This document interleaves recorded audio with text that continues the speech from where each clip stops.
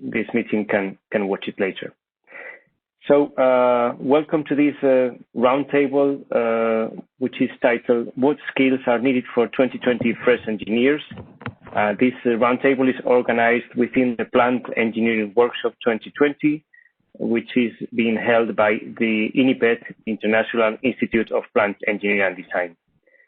My name is Javier Blasco, and I will be the moderator, the conductor of this roundtable. So first, a quick introduction of the speakers of this roundtable. We have Ms. Beatriz Serrano from CEPSA, a petrochemical company in Spain. She's in the Human Resources Department. Then we have Mr. Tim Seulemans, piping manager of the Fluor Engineering Office in Tarragona, and Mr. Anton Valero, Process Department in Fluor Tarragona as well. We have then Mr. Jesus Longares, Engineering Department from IDOM, which is an engineering company in Spain. And then we have Mr. César Franco, who is the Decano del Colegio Oficial de Ingenieros Industriales de Madrid, which could be translated as President of the Institution of Industrial Engineers in Madrid. We also have Mr. Rutger Bottermans, who is a Redback CEO and also INIPED director. His name is not shown here because it was just the last minute he had a chance to join us. So he will be also an important person speaker in this roundtable. So without further ado, let me just go into the topics of this roundtable. So the purpose of this event is to give the undergraduate or fresh engineers the list of skills they should have to jump into the labor market. We know that one thing is what the training they get at the higher education at the universities, and maybe something else is what the employers' expectations, what they want to have. Okay. So today we have different points of views. We have the view of the recruiting people from human resources. We have petrochemicals like CEPSA. We have the Institution of Engineers, and they are aware of the projects that are being validated by this institution. So they are aware of what's going on in the industry. And we have the point of view of the EPCs, the engineering, procurement, and construction companies. And I wrote down here, I couldn't write it down in a bigger font, but I wrote something down saying attendees. We have among the attendees of this session, we have engineers with more than 30 years of experience in the field, and I'm sure their point of view in this roundtable will be important as well.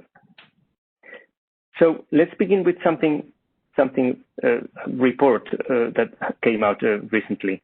We are heading the fourth industrial revolution. Everybody knows that. So this text written here is not mine. This is set by the World Economic Forum, and they are saying that 5 years from now, over 1/3 of skills that are considered important in today's workforce will have changed. So that's why we are here to analyze these changes in skills. Okay. So what about advanced robotics and autonomous transport, artificial intelligence, advanced materials, biotechnology, and genomics? So they seem to be the topics that will change the workforce. Okay. So if you look at this, the top skills in just let me. I'm going to try to mute everybody. Well, I can leave that like that. If you look at we are talking now about soft skills. Soft skills is something that people are always telling the employees that they need to improve their soft skills, like teamwork and so on. But what does the World Economic Forum says about top skills? So this is something interesting. If we compare the top 10 skills that employers were looking for in 2015, you have it here. Something like complex problem solving, coordinating with others, and so on. And now we list here what employers were looking for in 2020 today. And you can see that creativity, which was number 10 5 years ago, has come up to third position today. And on the other hand, negotiation and cognitive flexibility, which was somehow not too bad. Like let's see if I can see here somewhere. So it has come down to the 10th position, 9th and 10th. So why is this? Because most of the negotiation and these points here will be carried out or are being carried out currently, but with machine learning and other artificial intelligence techniques. But on the other hand, creativity is what will be left for humans to do. So this is something to think of, to discuss today. Okay. So, well, the first thing we see, the first changes, we might see them in the job interviews. I mean, if somebody who's attending this meeting has gone to a job interview in the 90s, maybe he was asked about some topics, some computer software, whatever, some skills. And now in 2020, I guess the questions they make human resources people, that's completely different. I don't know if I wouldn't like to make this roundtable too linear, so I would like to make some breaks and ask the speakers, the panel of speakers, to discuss something. Beatriz, in your position of human resources at CEPSA, what do you think about changes in the job interview from some years ago to today? What are you asking your candidates for? Okay, so before I think technical knowledge was really, really important. Now all the candidates that we have in our recruitment processes, we know that they already have the technical knowledge, and the permanent updating of this knowledge is something that we give it for granted, no? So now skills and personal aspects are really relevant. And in this context of globalization, of technological innovation, we are looking for something else. As you said before, we are looking for people with creativity, changes and challenges. We are facing different scenarios every day. So we are looking for professionals that are more flexible, that have more, that are capable of reinventing themselves over and over again, that are trained in new technologies, that are trained in new languages, that they know how to work in multicultural and diverse environments, and that they are able to share their knowledge and their function in uncertain and move in more versatile environments, no? So it's completely different to what we were looking for before. Before we just focus on the technical knowledge, and with that we thought, okay, with all the engineers, they are already trained in problem solving and so on. But right now we are looking for people with skills one step forward. I see. Yes. That's interesting. And is it easy to check these skills, these soft skills, in an interview? Is it? What do you think? You're the specialist here, so I'm sure it will be easy for you. But for me, it's like rocket science. Well, it's not easy. I always say that to check that one person is the person that you are looking for, it's very difficult to find the perfect fit for a position, because if you ask to the managers, they will always say that they want someone like with all the relevant skills, very open-minded, with all. But when you are building a team, you have to consider the diversity. No, you have to consider that someone in your team will have the analytical skills. Someone in your team will have the network and the interpersonal skills, another one will have, and that is what make a team wonderful. When we are in an interview, the important thing is to prepare before what the manager is really looking for to complete that team with the skills to make him succeed in their goals, no? So sometimes it's difficult, no? Because many managers, they just think, okay, so I want someone like me because I'm the perfect worker, yes. no? I'm the perfect worker, yes. so I want someone that has the same skills as me. And maybe it's not exactly like that. Now we talk a lot about diversity, and we talk about the importance of finding in people their special skill, no? So that is something that the managers, they have to take in account before they ask us, no, to recruit someone for their team. Which abilities do I have in my team, and which lack of abilities do I have in my team? And I would look for that lack of abilities, no, to complete, to have a whole team that will lead me to the success, no? And that is important. It's another way of thinking about the recruitment process, no? And yes. Yes. And it's true that we talk a lot about innovation. It's true that the times are changing, and certain we are in a position where companies are changing really quick, no? So people that are flexible, that are open-minded, that is something that all the candidates should have. How to see it?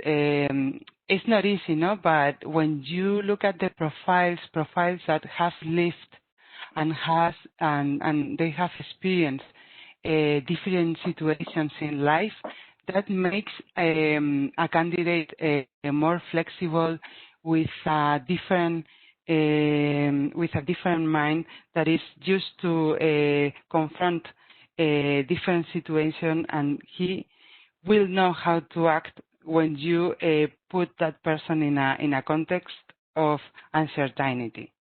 I see. So that really interesting, Beatriz, your point of view. I think it. You have mentioned many points that I would have never thought of. So like building a team, you need different profiles and different. Wonderful, Beatriz. Thank you very much. I'm going to move on because we have a lot of things to discuss. And thank you, Beatriz. You're welcome. So software. We talk about technical knowledge. Beatriz was saying, okay, that's taken for granted. Everybody has a good, university training. How about software? What has software needs? Has it changed over time? 3D design software, Microsoft Excel databases, finite element analysis, artificial intelligence, plotting. We are handling tons and tons of data, so maybe we need people able to plot data. I'm going to pass the microphone to Tim. Tim, if it's okay for you, can you tell us what Fluor is looking for in their graduate engineers, fresh engineers, when they join the company? Tim, you have to unmute your microphone. Yes, sorry. No, yes, Javier, considering those software knowledge now, so I think as part of the general formation of the young fresh engineers, like for example the Microsoft Office is something they have a standard already encountered during their education and training, So what we focus on in our industry is then the more specific software for every discipline. Like for example in our EPC environment, we have a piping department, a process department, an instrument department, civil department.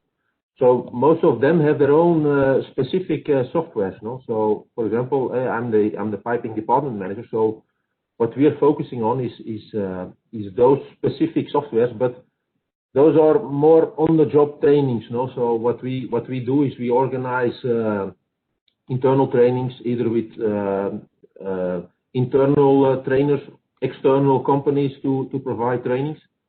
But those typical softwares are not something we expect from the young press engineer to have already as a baggage with him when he comes for the interview. And also, we do realize that there are certain basic softwares which, for example, like I said, the Microsoft Office, these days is no more a big challenge for the young press engineer. But the more specific 3D design softwares, yes, that is something we indeed look for, but which we also realize that they don't have this baggage with them. So we provide, like I said, the training and everything. So okay. Yes. So it's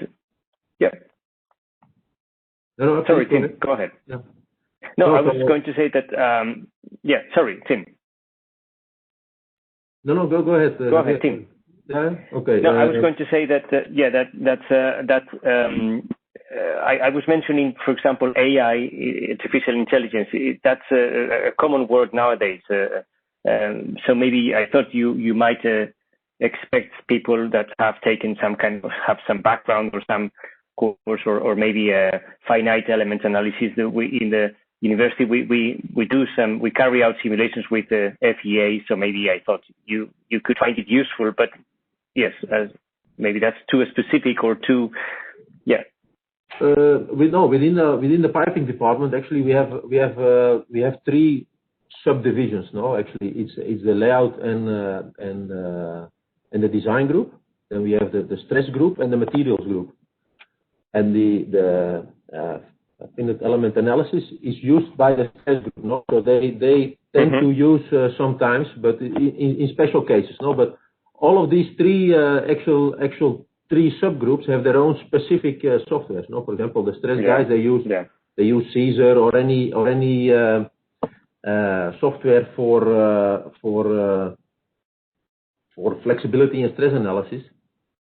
So they have their own specific softwares. Same for materials engineering. They have their own, like for example, the red bag where you have the PCC. You have the MAPMAN, which is a material management program. Again, specific to our industry and even to our company, which is by produced by our company itself. So there are very specific things, no? But like you said, the finite element analysis. Okay, if you have this in your baggage because it's a theory, which of course is an advantage, no? But the more specific softwares are something we teach on the job. This is an on-the-job training. Yeah. Thank you, Tim. Yeah. So to sum up what Tim has said, maybe Microsoft Office is something taken for granted in graduates, and the rest of the specific software will be trained by the company later on. So that's more or less the summary of the situation. If any of you wants to say something, maybe you can raise your hand. That's something that can be done very easily within WebEx. So raise your hand or just or unmute your microphone and just interrupt me. I don't want to make this like a monologue. Okay. So Javier, if I can. Yes, if I sure. can Rutger, go interrupt ahead, you for of course, for a second. Sure. The thing also, I think the subject is for fresh engineers to recruit. We are talking already a little bit about the fresh engineers having some skills and some knowledge, and training on the job is relatively working well. But we experience very frequently, if we are dealing with engineers from customers or from suppliers, that they are in a position and they order engineering work, for example, and they do not actually know what they are ordering. And sometimes that makes the first part of a project, and we are dealing here with a small project, it is difficult to discuss with them what are the different aspects of the order, in the sense that we have to teach them at the beginning a little bit what they are ordering. And the same thing is with fresh engineers. It is very difficult to assess whether somebody will be able to become a specialist will be able to work with software and perhaps other skills. So it would be nice, perhaps, that they already have some sort of had some introduction, and also for them themselves to find out whether they are capable of developing into an engineer you're looking for. I learned Beatrice was saying, well, the manager is looking for a person like himself, because the manager always thinks he can do everything, but sorry for that. But the fresh engineers, they don't have any of those skills you can test already. So I think it is difficult to find a good match from a fresh engineer who has no work experience, for example, with all these items we need later on as a professional engineer. Yeah. Thank you, Rutger. Beatrice, you want to mention something? Yes, I saw your hand. Yeah. Yeah, because there's something that we do in CEPSA, and I think it's a program that is working really well. And there is a way to know if the candidate that you're looking for has the abilities. And I think for that, the recent graduate programs that the companies can offer to the people that just finished their education are a really good way to prove if that candidate is what you are looking for.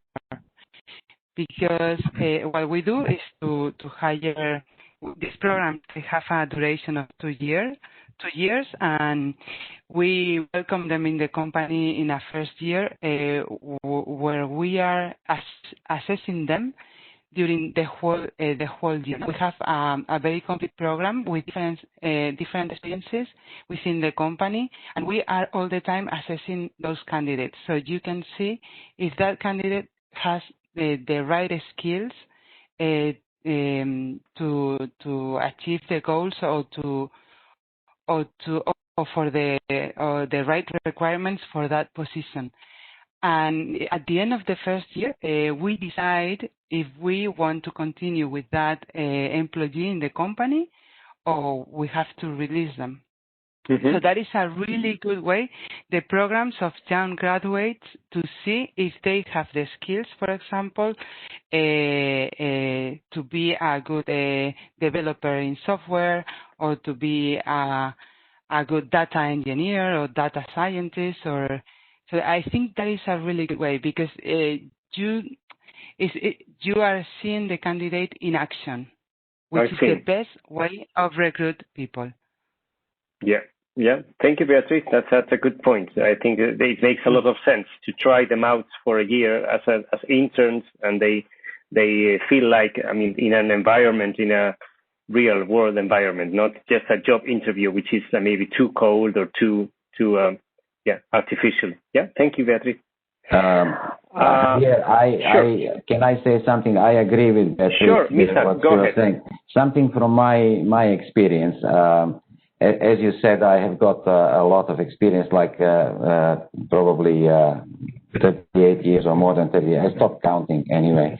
But this is an interesting topic, and I can say something from my experience. Like when I was working in Basra in Iraq, there was a program that the company, the Wood, actually had with Exxon, that they were supposed to recruit people to work on their project, and they were collaborating with the University of Basra. So the University of Basra is supposed to actually pick up every year the best candidates from the university. So they pick up 30 candidates, and we have to select 3, the best candidates from this group of 30. So what we did, we basically decided and created a one-day training program for these candidates. So let's say the university teaches these young people to do something, or to have a certain knowledge. Now, on this training course, we actually assume that they already learned something, and then we actually create an add-on training based on what we expect that they will be doing in the job.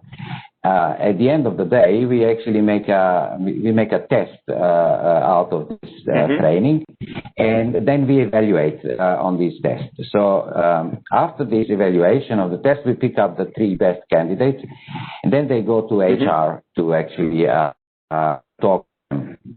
It was very interesting that basically the HR didn't have the results from our actually screening, and they basically pick up exactly the 3 people that we also selected from our, maybe they were in different order, like we said this is number 1, number 2, number 3, but basically they'd say, no, this one is number 1, this one is number 2, but basically these are the same people that they actually selected from their screening. The interesting thing that I noticed in this one here is what these young people were lacking. They were lacking on the ability to have abstract thinking, and also they were lacking on imagination. Like we were actually creating some tasks for them in which we were asking for them to actually solve some simple problem where they were actually required to have some abstract thinking and also to have imagination to actually to do a problem working backwards, for example. They know the result, but we're asking them to actually tell us what input they would need to have in order to get to the result. And that was a kind of enormously difficult task for them to do, and the abstract thinking that they were lacking is actually something that was quite alarming for me, because from what I know, the abstract thinking is the ability to actually divide important from unimportant things, so that unimportant things do not influence our actually judgment in making the right decisions in particular things. So if they didn't have the abstract thinking, they had like an enormous amount of information that all come into play, and they actually taking some very unimportant things, in making their decisions, and that the decisions they were not wrong, but they were never right, they were always sort of running around the circle and never managing actually to get right to the point. So that was my thinking, and I think that this idea about creating a one-day short course of something that these people will be involved in their day-to-day work, where that should be based on what they already learned, and then give them like a questionnaire at the end, can give a very interesting observations, on people. Thank you. That's what I just wanted to add. Yeah. Thank you, Misha. That was very interesting and very also your experience in comparing young engineers in the past and now current engineers. And I think it's aligned very well with Beatrice's idea about looking at them for a while and watching them, how they react and okay, thank you. Thank you very much. Yeah, sorry, just one small addition. It all actually closed up this circle, because the main question is that we were putting on. It's not important what you know, because obviously they're coming from the university. They can't know much about what we are doing. So it's not so much important what you know, but it's important with what you know, what are you able to create. So you can have a very little knowledge, but your ability to create something out of this is much, much more important than actually having a huge amount of knowledge, but not knowing what to do with it, And that's what we were trying to actually to come to. Excellent. Thank you very much, Misha. Agree. I completely agree, because you can know many things and you can be very theoretical, but if you don't know how to put your ideas in action, you won't have done anything. So I completely agree with you. That's a purely engineering thinking, nothing else. Yeah, I think we have to put the blame. We have to put the blame on higher education, which is where I am. I am, as you know, associate professor at the School of Engineering and Architecture. University of Zaragoza. So we have to put the blame on higher education. We don't. We do our teaching is too theoretical. We don't train them to use common sense or abstract thinking or problem solving, because we have to cover a syllabus. We have to cover some subjects, some like strength of materials. It's difficult for us as teachers. We have to decide whether we teach the students the syllabus, or we go for soft skills which are necessary in life. So it's a trade-off. We don't tell them strength of materials. The bridges will just fall down. Maybe. Let's hope not. But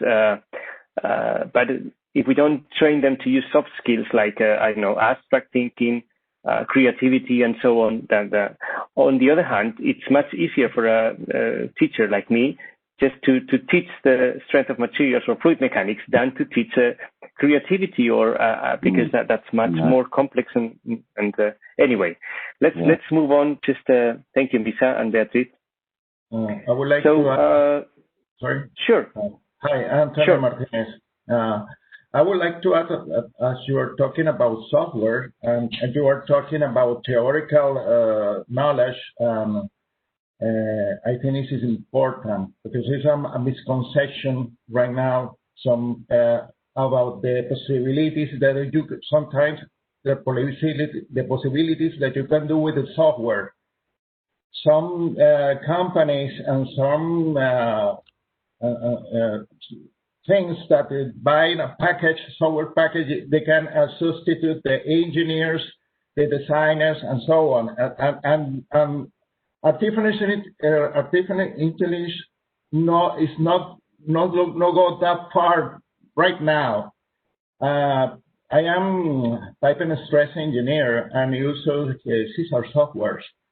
My conclusions right now about some software and calculated software, I had to warn that the software is a tool, it's not a standard, it's not the code that you approve something.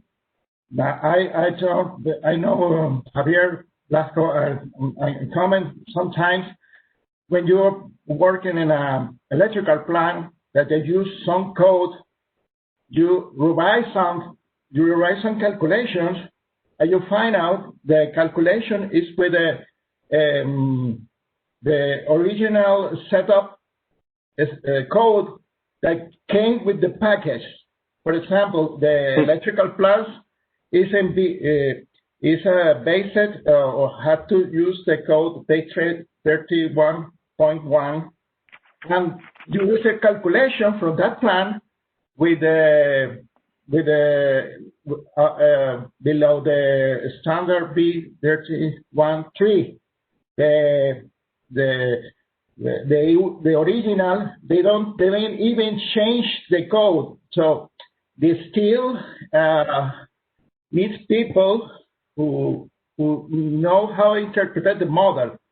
In the software, in the model, they're going too fast. Their artificial intelligence, they're fast. But sometimes you need to know the program, people that understand when they're modeling, they reflect the reality properly. They need to know the interpretation of the result, and more important, they have the knowledge and the experience to change the design is not going to pass the code, and economical and in practical way. So the software, yes, is going too far. It's going to develop, it's in development, but the knowledge, the theory behind the conception of the packet and mechanical and engineering and design. I have a sample. In piping, we had three different people: the designer, the drafter, that usually is the three are very important. The drafter, that is artisanal because they know how to drawing. The designer, that made a layout of the plan, and the engineers that had to interpret it and know this is going to work by producing oil, no apples, no, you know. That's the three are important. The three are important and have specific knowledge. Sometimes people not think that the software made the work of the three people and not yet. Yes. Yes, Antonio, thank you very much for your contribution to this. I jumped to this slide, bad use of software, and we all agree that what Antonio has just said is more or less summarized in this slide, because he sent me some comments yesterday about this. So yes, this is something we are aware, and it's difficult to change. That people have so much faith in the software that they believe that you press a button and the calculation will be fine. But of course, you have to check that, definitely. I don't know if Anton wants to say something, Anton? Yes, I would like to add some 7 software applications that from my expertise area of process engineering, they should be required, and at least I know that some of them they will be used for that new students, but others maybe not. And I highly recommend that they start to be interested in that 7 software applications that, from my point of view, are quite important. First of all, I will start with chemical process simulators that allows us to perform the heat and mass balance of a plant and size the unit operations, the reactors, pumps, columns, compressors, etc. One of them is the first one is Aspen HYSYS and Aspen Plus. Both are process simulators for liquids, gases, and solids, and they are a must, and we use them in a daily basis.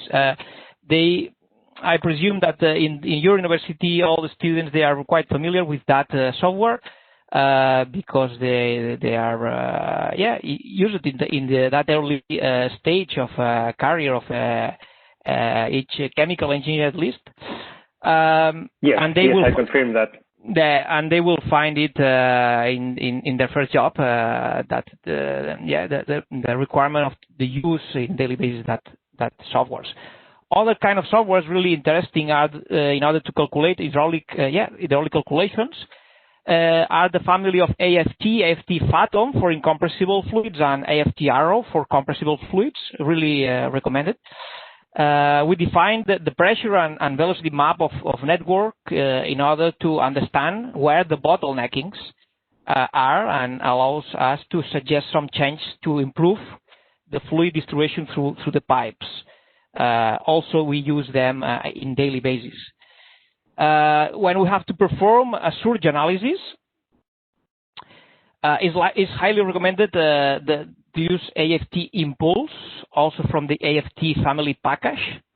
Is a powerful fluid dynamic simulator tool used to calculate pressure transients in piping systems caused by the water hammer when an operator, for example, close a valve without letting the time, and causing that damage upstream because of that sudden wave provoked. So with that study, we advise the safest valve closing time in order to prevent damage in the equipment of the system due to that sudden surge. When in case to have to perform a dispersion modeling, we use FAST, really useful when no flare system is available and safety valve released directly to the atmosphere. Also, in order to prevent damage to the operators and facilities, it's important to understand the plume generated and if it's above or below that flammability level and toxicity level of the surroundings. And the last one recommendation it's the DIADERM. It's a powerful chemical products database, and that software has the advantage to give the error and the accuracy from the property obtained directly from the lab. That's really interesting when you have to base a study on that density or heat capacity or some specific data that you would like to know the accuracy of the source. Highly recommended. Yeah. Thank you very much, Anton. Would you expect a fresh graduate to be aware, to be familiar with all these software packages? At least ANSYS, HYSYS, they use it very, very heat and mass balances.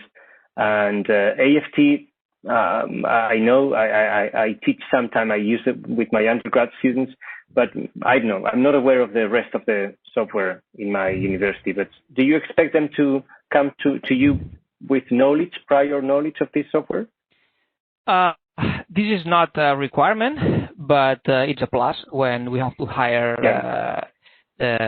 We know that it's impossible to teach all that software in the university. It's crazy because even inside of my department, I'm leading 15 process engineers. So within that big team, I have some specialists that work well with FAST, for example, performing dispersion modeling calculations, but others are more focused on doing hydraulic calculations. If I would recommend, it's important. First one, Aspen, HYSYS, and Plus. And the second, AFTF, the family AFT, in order to perform hydraulic calculations. It's not quite difficult. Also, there are other softwares like Masterflow or others that also perform that kind of hydraulic calculations, are based on the same equations. But they are really powerful and useful in order to also to simulate networks, pipe nets, and recycles. And sometimes it's a nightmare. Yeah. Thank you very much, Anton. I'm going to move on. Just let me go back to this slide about soft skills.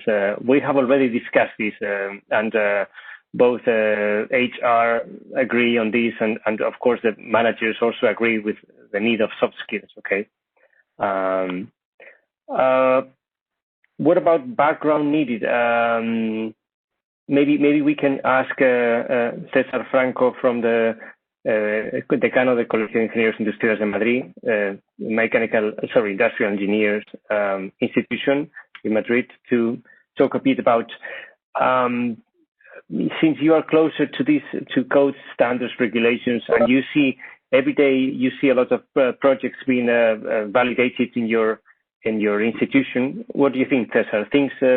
Do you think that the background needed about this is taught at the universities? What do you think about this?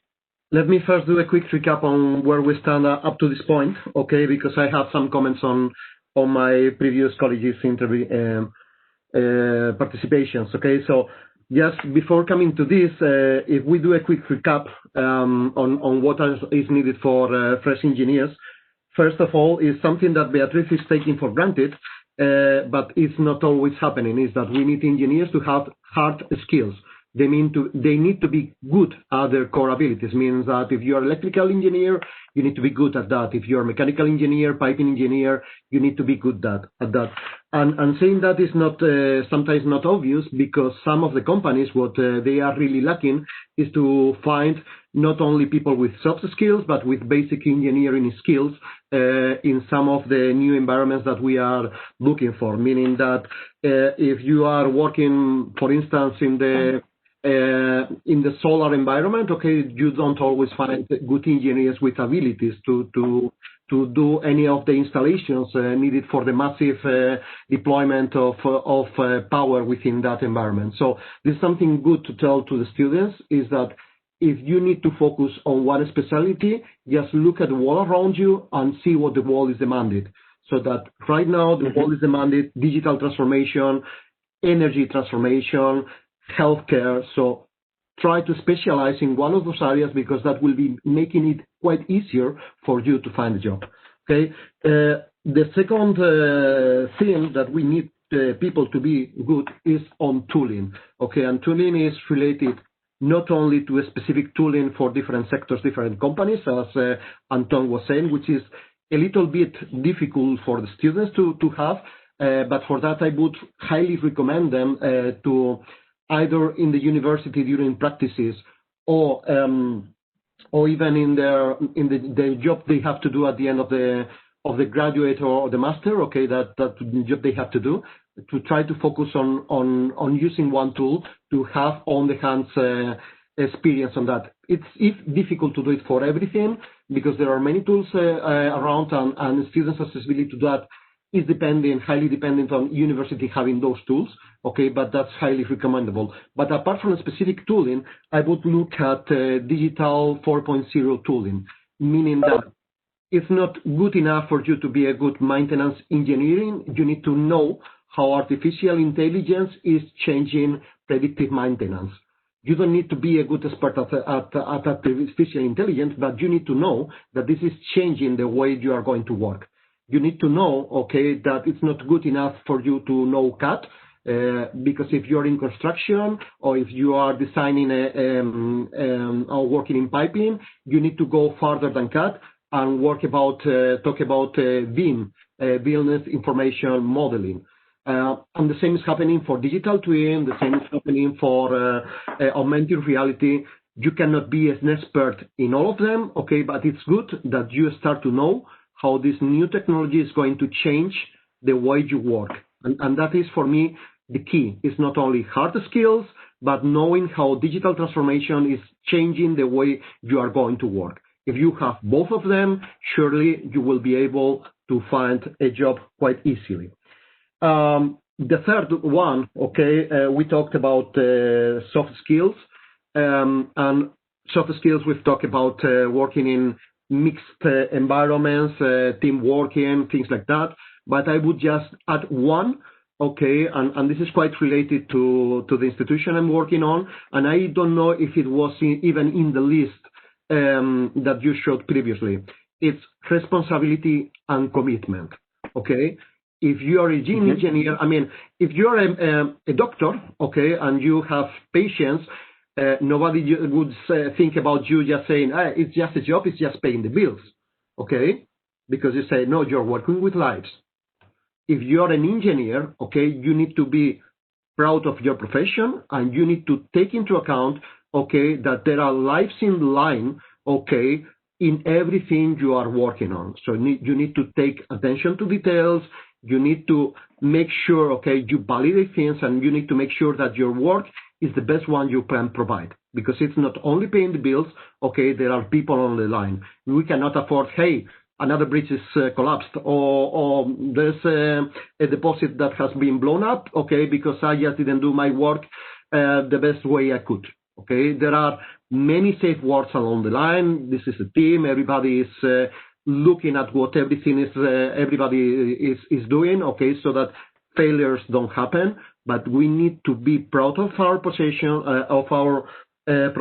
and we need to make sure, okay, that we provide the higher level of standards. And this is something that the institution I represent is something that is really keen on. This is engineering is not only helping the world, okay, but it's also helping providing safety to our colleagues, okay. And this is related to codes, standards, and regulations. If we thought, okay, that knowing all the softwares is impossible, okay, knowing all the regulations is even more impossible in a world like we are on, okay. It's like you are working in international environment, meaning that it's not enough if you know the standards, okay, in Spain, for instance.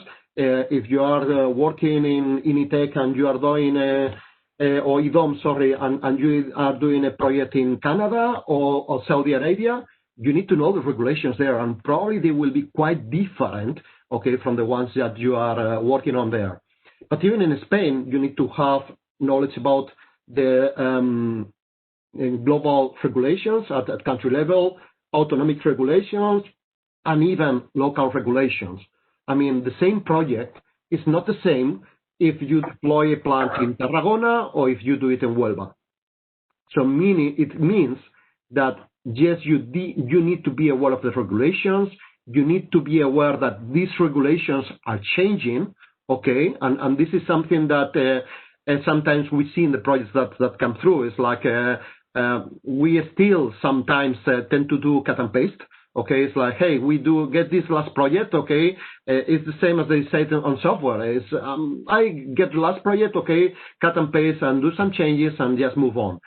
Regulation is also changing, and engineers need to be aware.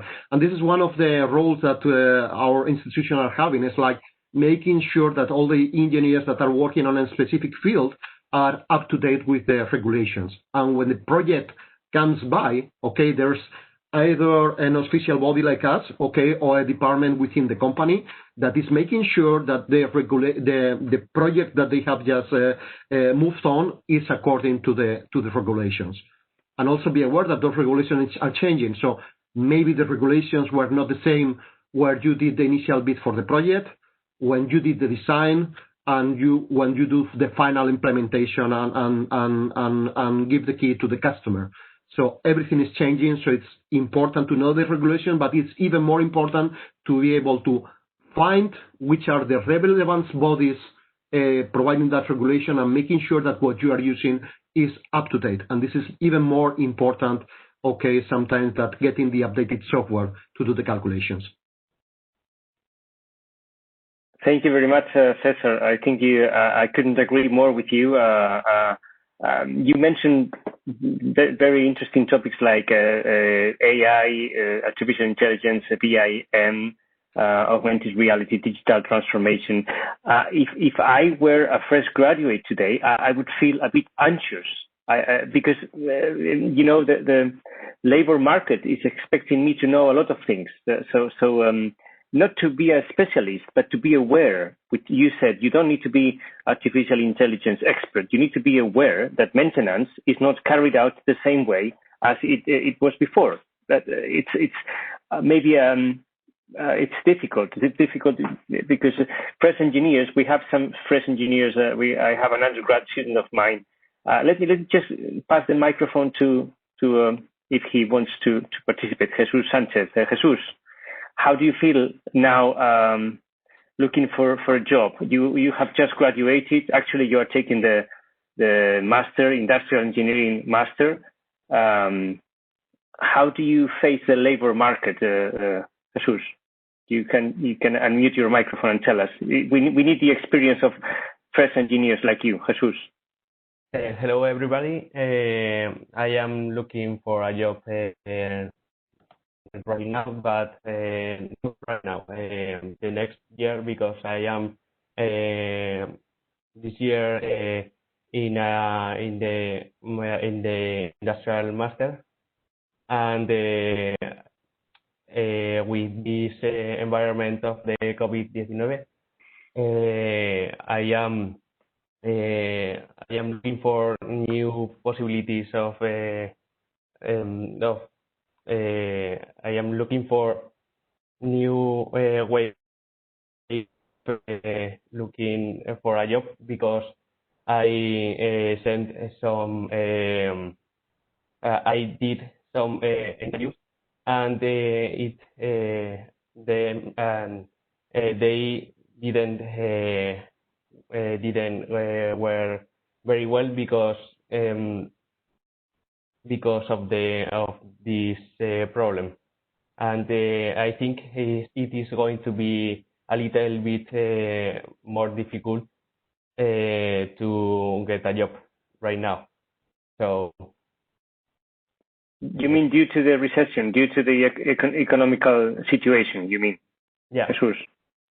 Yeah, right. But what do you think about the skills, the soft skills, the hard skills we are mentioning so far? Would you be a bit scared to face a job interview with Beatriz? I'm just kidding, Beatriz. Okay, nothing personal. But would you be scared to go to a job interview after what the Decano Mr. Cesar Franco has said about artificial intelligence, BIM, everything? Or would you not be scared? I would be a little bit scared, but I think I would get through with this, and I would do my best in this program, and if I had the opportunity, but it is another scenario. So yeah. So maybe what you are saying, Jesus, is that you find it difficult that companies pay attention to your CV. The CV is too cold, so maybe. Or is it that you haven't been able to do any job interviews, or due to the economical recession, or what is exactly your problem, Jesus? It's not with my CV. It's I think with this in this moment it's difficult to the companies to give a chance to. The chances are limited because of this problem, and yes. I think the transformation of the way of working is at this moment because of the way of working going to the way of working in the company, and when you working at your house. You mean home office, working from home. You mean it's difficult. Yeah. Thank you. Thank you, Jesus. Let's try to move on. Can I ask Jesus a couple of quick questions? Jesus, you have Facebook? Do you have Facebook? I have. Jesus? Yes. Okay. Do you have LinkedIn? No, but I want to create a profile. Okay, so the same as we are changing the way we are working, we are also changing the way that we are looking for jobs. Okay, and Beatriz will surely tell you.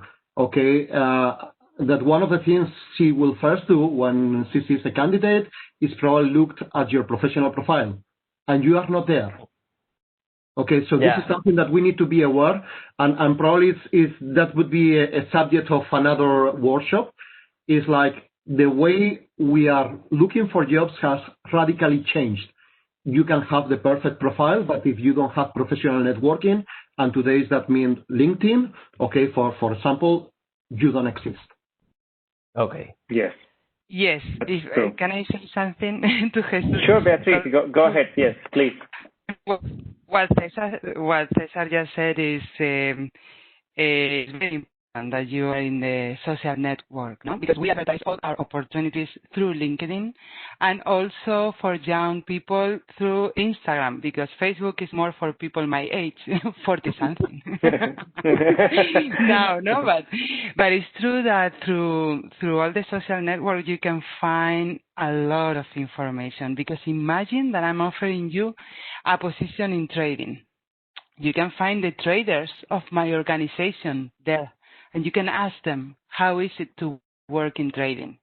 So imagine you have all the work in front of you to investigate, to find information about how is it to work at this company, how is it to work in this position.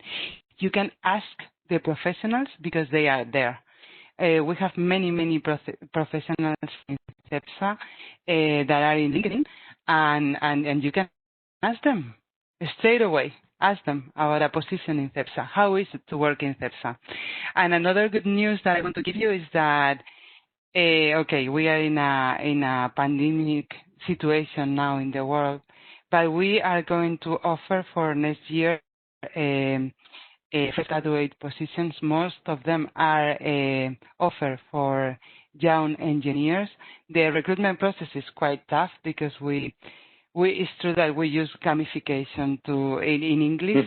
The whole recruitment process, the first part is in English with a gamified testing that we are proving your analytic skills, your decision skills, and so on. And it's a long process because it takes 4 months.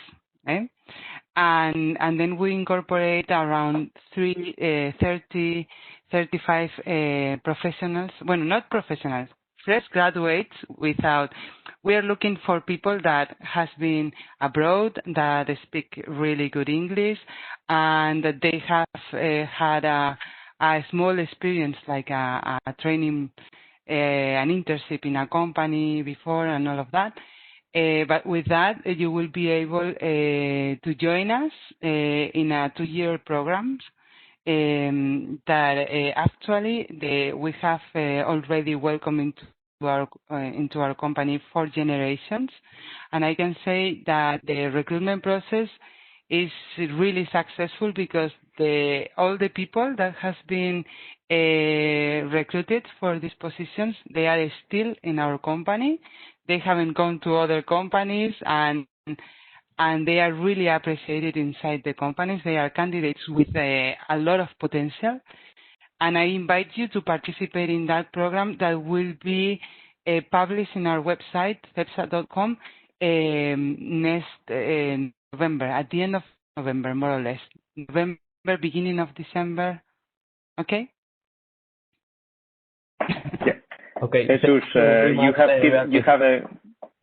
you have received now very good advice from César Franco, the Decano, and from Beatriz from Human Resources. So you have food for thought, as we say in English. Okay. Yeah. Thank you. Let's move on just to try to make this. How about programming skills?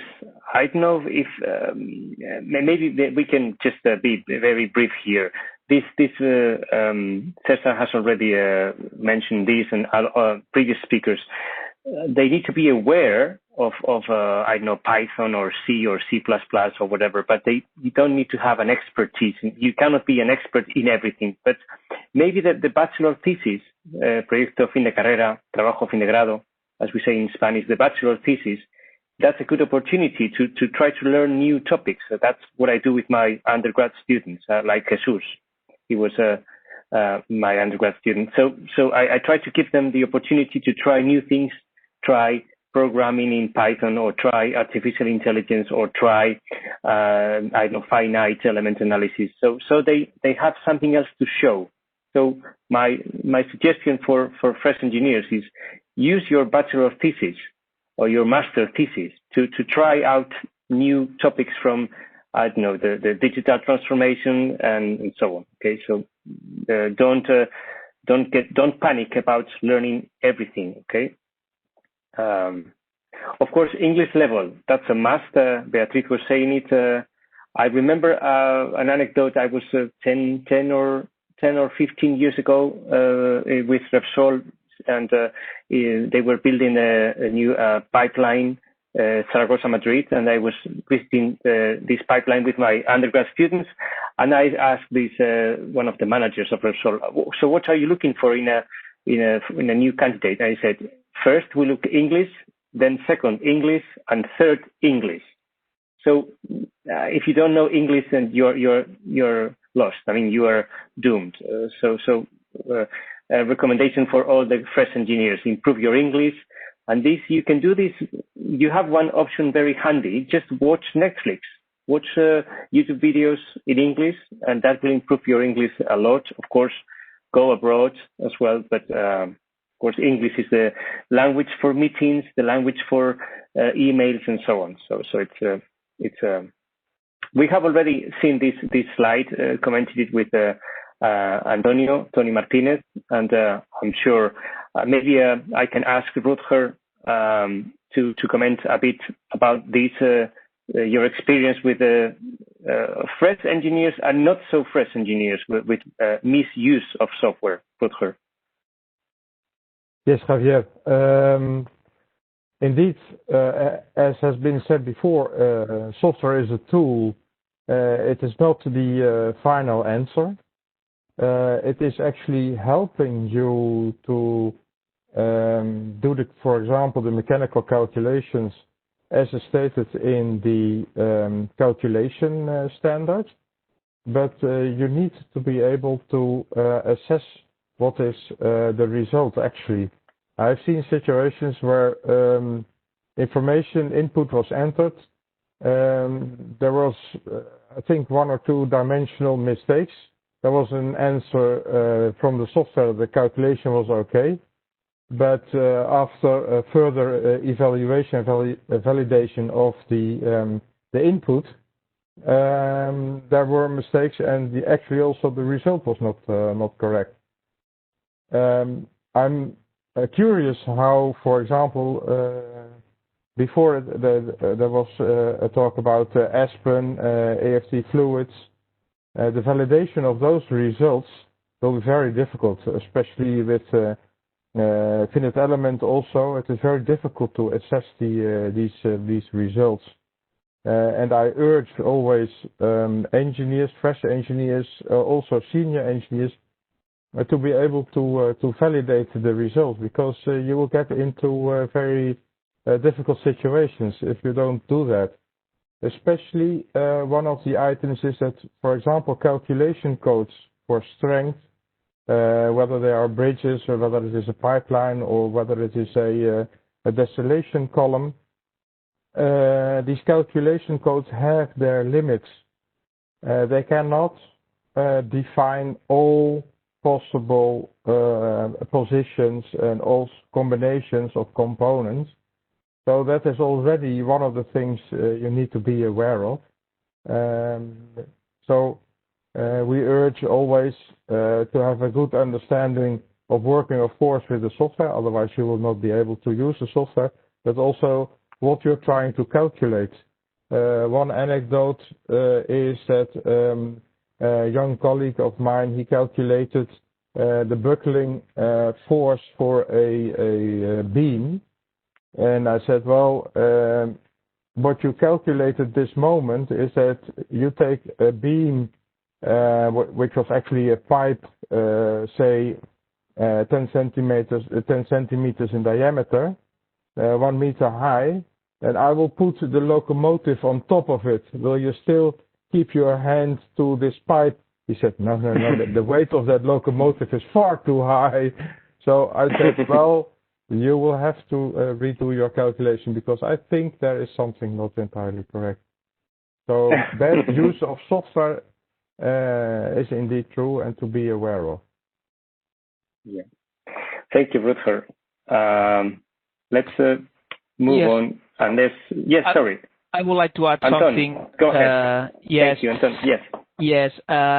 As a procedure here in Fluor, always we have at the end of the calculation, or we have the peer review, and always we review with a peer or a colleague from the team.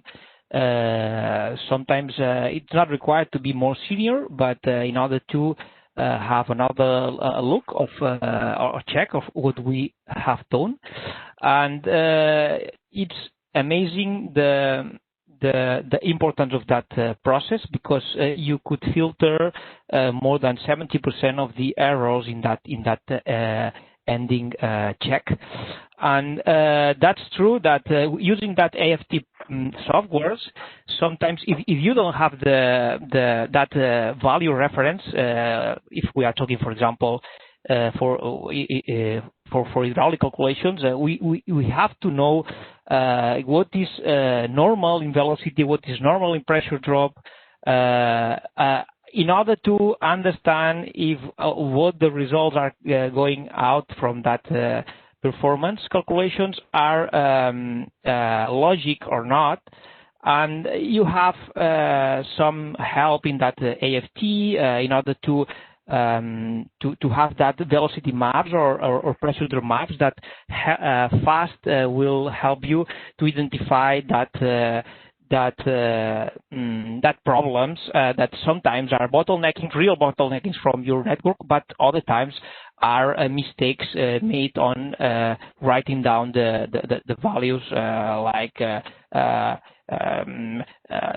the units, making mistakes that like putting centimeters when you have to put millimeters or other way around. So I highly recommend that end phase to double check or 3 times check depending on the criticity of the calculation, because you realize that it's really important, because always you find something to improve the calculation. Thank you very much, Anton, for your opinion. We all agree that we have too much faith in the software. If we don't get a red number, then it's green, then it should be fine. Why not? I mean, the software is anyway. Let's try to move on. One thing that was mentioned by somebody was also we should make more visits to the sites. Engineers, they spend too much time in front of the computer, so they lose the constructability awareness. So paper or everything, paper can hold everything, or the computer. So some solutions, some suggestions was use maybe real life pictures with errors, or talk about lessons learned.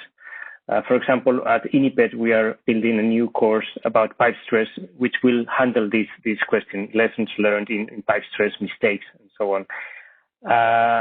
Let me ask Tim Seulemans, what do you think, Tim, about is it possible to take the engineers away from the office for 1 or 2 days and go to a site, visit a site, or what do you think? Or no, to be honest, actually, Javier, in our organization here, we execute not all very big projects. So we have a lot of local clients. So the idea for the engineers here is to do the engineering work in the office, but like I said, the client is here at 15 minutes away, or they're in Barcelona, so which is also not very far away from us here in Tarragona. So the idea is, of course, that they do the initial work on the computers, on the system, in-house engineering, but for sure, since we're working a lot in revamp projects, to move to site, to verify as-built conditions, to check actual conditions on site. Not always you have all the paperwork from the client. So very often there is a requirement to go to site purely to verify actual data, no? But as well as Beatrice mentioned earlier, when they look for young fresh graduates with preferably somewhere an internship. You remember last year, no, we did this big recruitment for potential projects. So what we appreciated a lot was the internships which the fresh engineers already did, for example, in an Exxon or in a Repsol, just to have the know-how and the ability to imagine, for example, a 10-inch valve or a 24-inch pipe. What do I picture with that? No, or a pump? What is the size? So with those things, no, it gives you a lot of additional value, no, to your development, no. Yes. From my own experience, when I was working in previous companies, it was a mandatory requirement for the fresh engineers being in the office maybe half a year, 1 year, and then mandatory to move to site to follow up on a construction site 1 year, 2 years, anywhere in the world, Middle East, Canada, doesn't matter. You were forced to go to site, because it's in the end in the office we prepare paper, but yes, the actual objective is to build a refinery, or is to any chemical plant, or the idea is to build something out there, no, to have something physically produced. And yes, thank you, Tim. We don't pay too much attention to visits to sites, but imagine a doctor, a physician, just looking at papers, not seeing any patients. We would go mad. That's impossible to have a doctor without seeing patients, but an engineer without visiting the site. It's like a doctor not seeing patients. Anyway,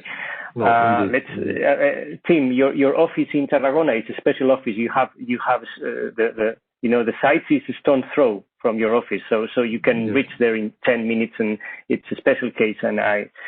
But imagine a big EPC. We all know maybe Técnicas Reunidas, or in the USA, a big EPC with big buildings full of engineers or draft people doing computer work without going to the site at all. So that's something we should try to improve.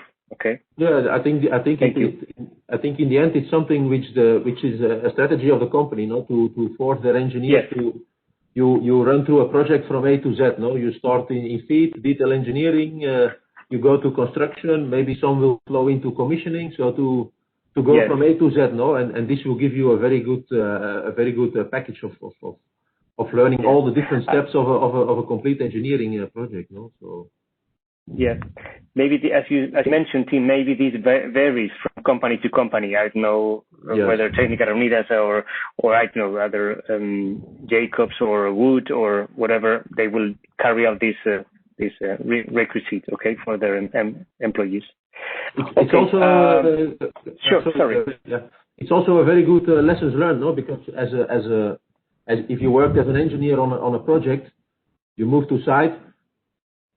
On site, for sure, there will always problems will come up, but you will become accountable for the things you have done in the office. So it's a lesson learned. So you learn from mistakes you've made or whatever. So this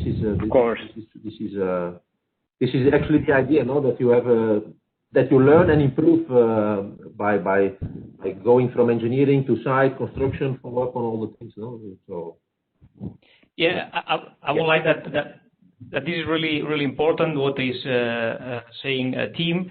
If as a process engineer you have the possibility to be involved, for example, in a commissioning or in a startup of your project, you will realize about the mistakes that you've done in your desktop, and it's a feedback process that will make you grow really fast as a process, because if you only do your calculations and you forget about that feedback for any reason, you never will have that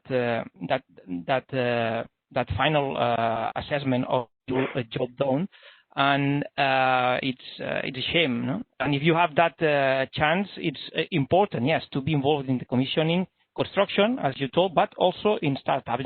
In startups, it's where all the problems come out, and you have to solve them really fast, and you have to recalculate something really using some rules, and also it allows you to assess how good you have done your job in your desktop far from the site, and that it's highly recommended if you have that chance.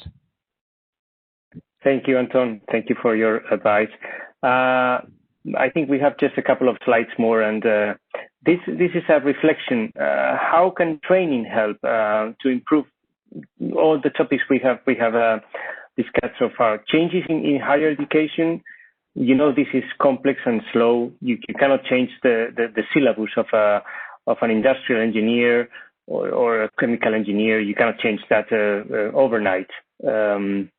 Of course, the lecturers like me, we are introducing changes in our courses little by little, and that helps. But I think it's in the hands of companies or training institutes like INIPED or other training institutes to help mitigate or improve the situation.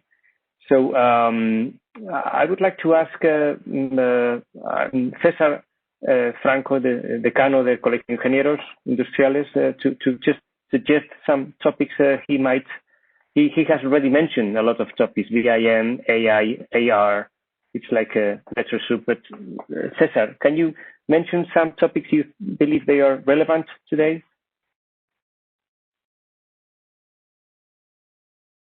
I don't know if César had. Yes, César? you have to unmute the microphone. Yes, I'm muting right now. Sorry. Yeah.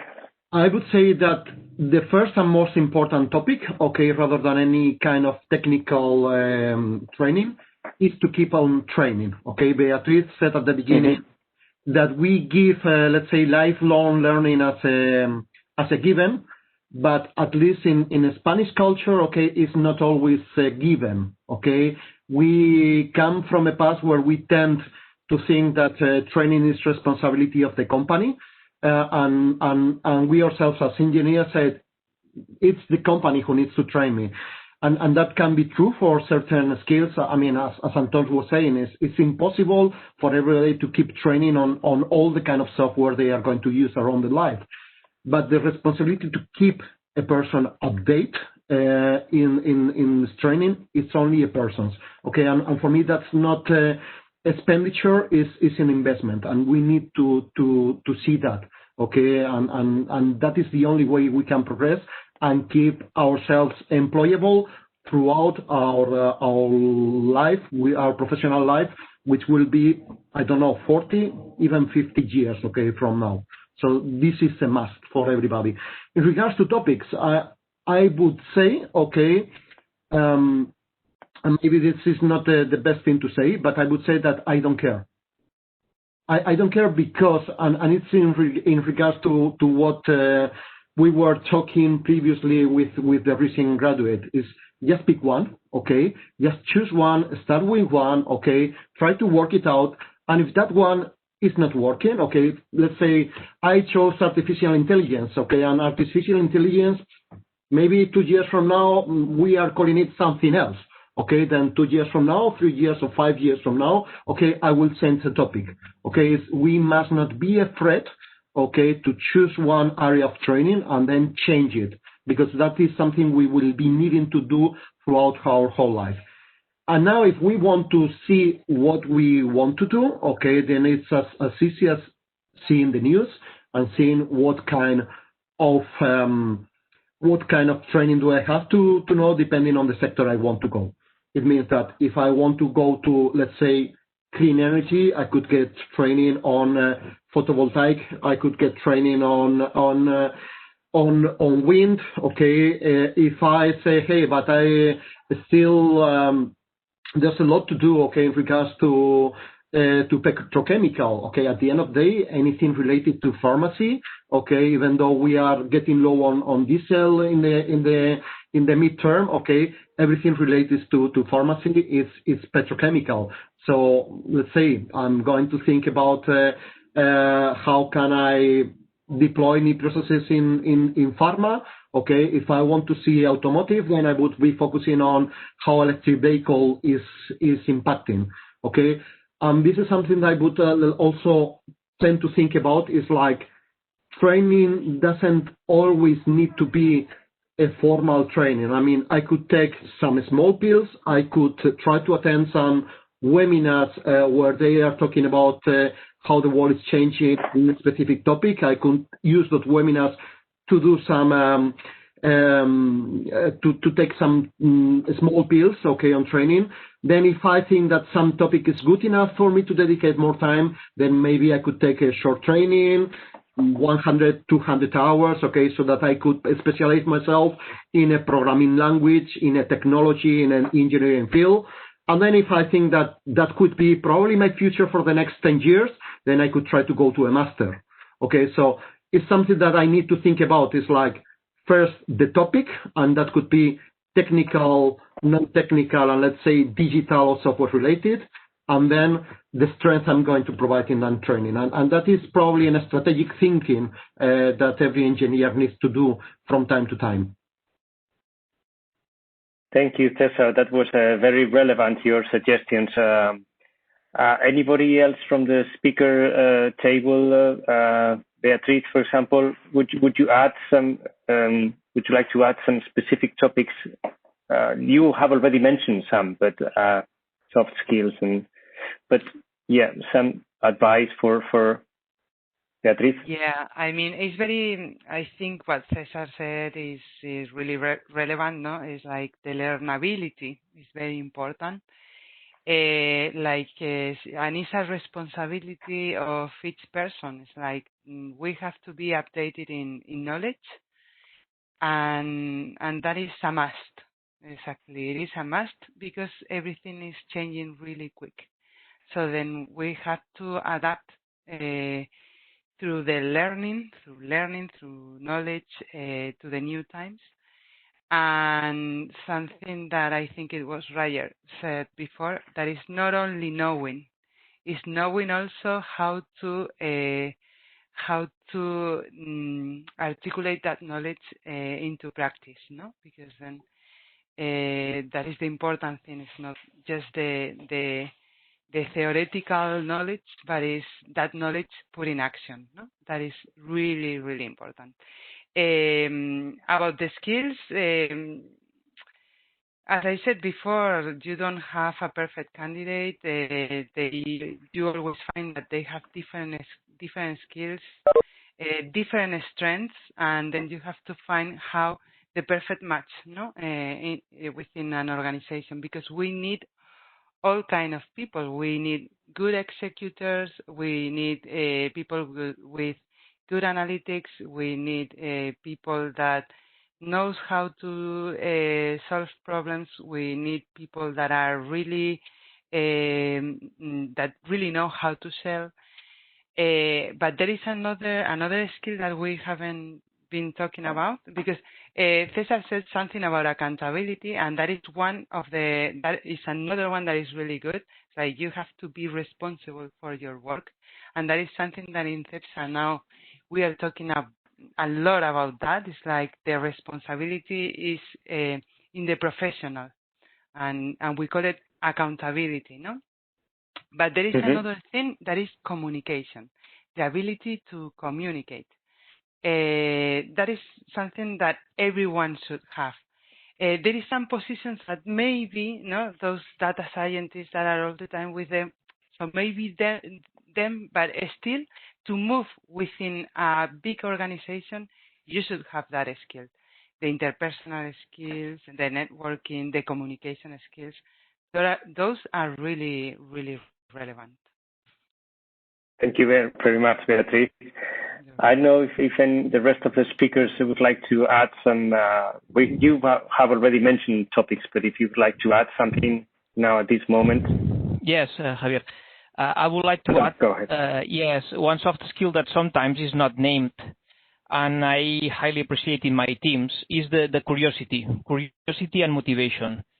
In a daily basis, you can get impressed how a fresh engineer, if it's highly motivated and highly curious, could boost his learning curve in a few months if he's curious and he wants to dig always a little bit farther on that calculation, on why the results, why are like this, like that, and he has that interest on knowing a little bit further, not stopping just with the result, and trying to learn always a little bit more. And this is something that sometimes it's not named in that lists, in that soft skill lists, but it's something that, from my point of view, is really important, and it's something that we should spread out in order to be aware, or to aware that fresh students that it will be really important in their career lives.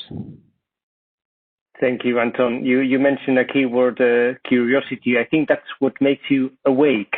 Otherwise, you are the whole day you are like a bit asleep. If you're not curious, you don't think about just.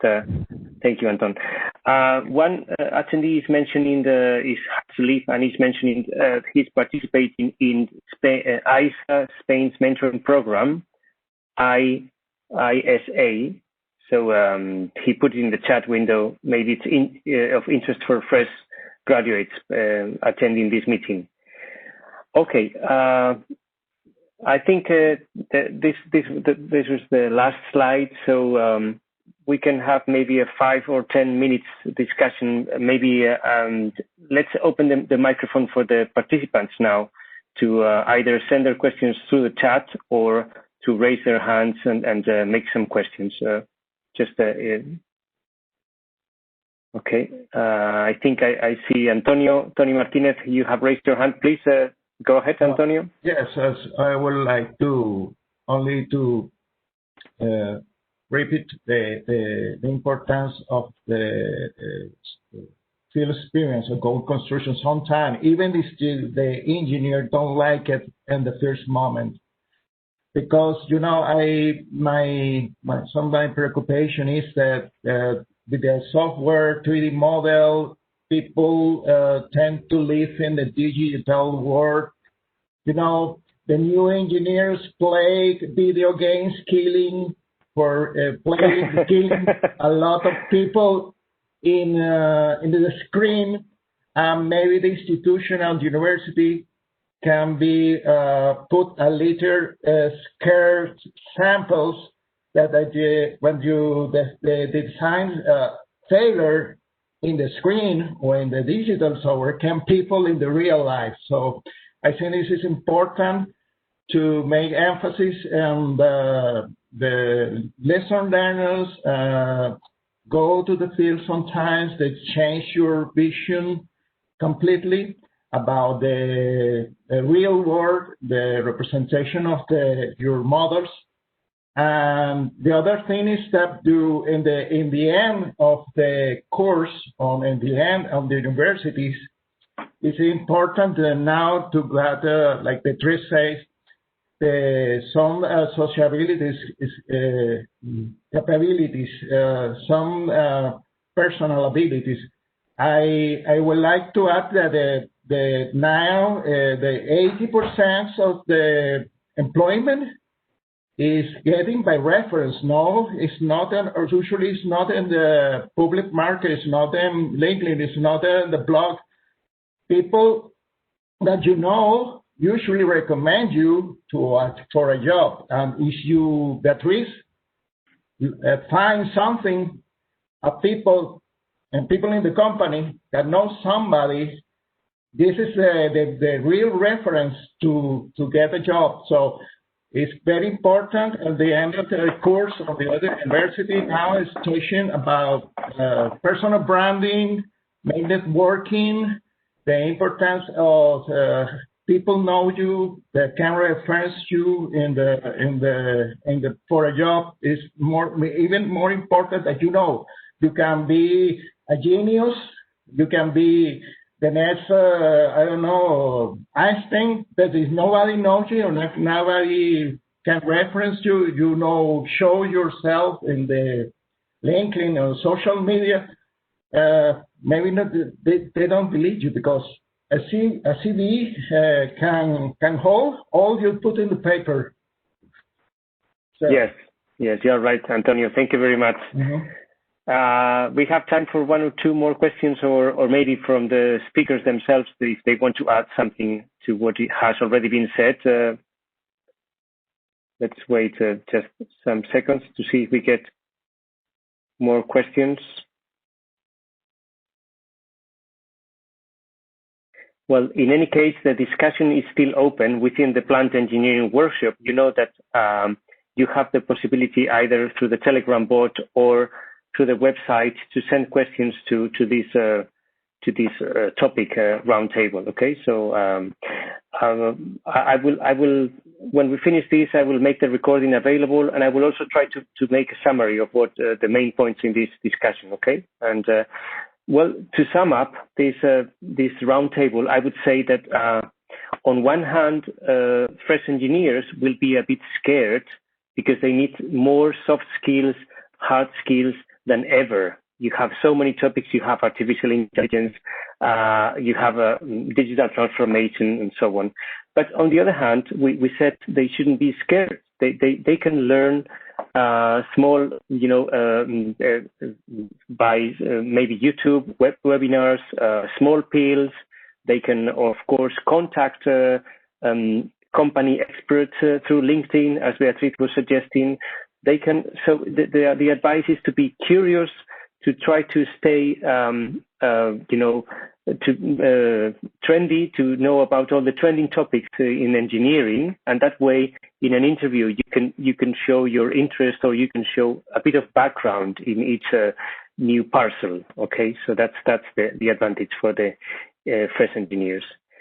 Okay, so thank you everybody for attending, the speakers, the attendees, and I think it was you have raised so many interesting topics that I'm sure they will be very useful for the new generations. Thank you very much. Bye bye. Thank you. Bye. Bye.